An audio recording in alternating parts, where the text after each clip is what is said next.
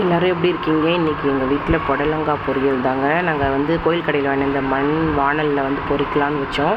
மண் வாசனை அடிக்குதுன்னு சொல்லிவிட்டு புடலங்காய் தோலெல்லாம் போட்டு நல்லா கொதிக்க வச்சுட்டு அதுக்கப்புறம் ஊற்றிட்டு நம்ம வந்து காய் பொரிச்சா அந்த வாசனை வந்து இருக்காது அப்படின்னு சொல்லிவிட்டு அதை போட்டு கொதிக்க வச்சுட்ருக்கோம். அப்புறம் பக்கத்துலேயே வெண்டைக்காய் போட்டு காரக்குழம்பு தான் செஞ்சுன்னு இருக்கோம்.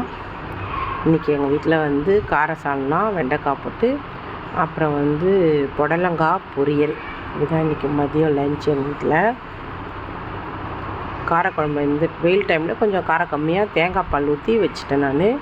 அப்புறம் எங்கள் செடியில் ஒரே ஒரு கத்திரிக்காய் இருந்துச்சு, அதை மட்டும் அறுத்து காரக்குழம்புல போட்டுட்டேன். அப்புறம் கருவேப்பிலை, பச்சை மிளகா இதெல்லாம் வந்து போய் பறிச்சுட்டு வந்தேன் புடலங்காய் பொரிக்கிறதுக்காக.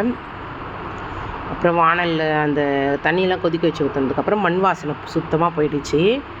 அதுக்கப்புறமா எண்ணெய் ஊற்றி கடுகு, கடலப்பயிறு, வெங்காயம், பச்சை மிளகா எல்லாம் போட்டு நல்லா வதக்கிட்டு அதுக்கப்புறம் வந்து புடலங்காவை அள்ளி போட்டு ஒரு பொரியல் பண்ணியாச்சுங்க.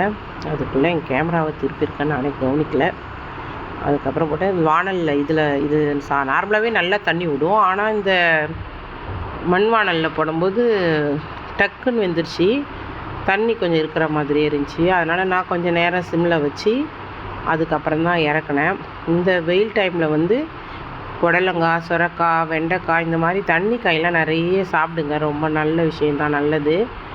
இது நம்ம வீட்டிலே காய்ச்சிருக்கிறதுனால நான் டக்குன்னு பறித்து செஞ்சேன். ஒரு பொரியல் தான்.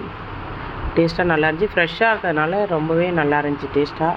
அதுக்கப்புறமா புடலங்காய் பொரித்து முடிச்சுட்டு கொஞ்சோண்டு தேங்காய் போட்டு இறக்கியாச்சு. சூப்பரான சமையல் மதியம் இன்றைக்கி எங்கள் வீட்டில். உங்களுக்கு என் வீடியோ பிடிச்சிருந்தா கண்டிப்பாக லைக் பண்ணுங்கள், சப்ஸ்கிரைப் பண்ணுங்கள். மறக்காமல் கமெண்ட்டில் புடலங்காய் பொரியல் பிடிச்சவங்கலாம் கமெண்ட்டில் எழுதுங்க.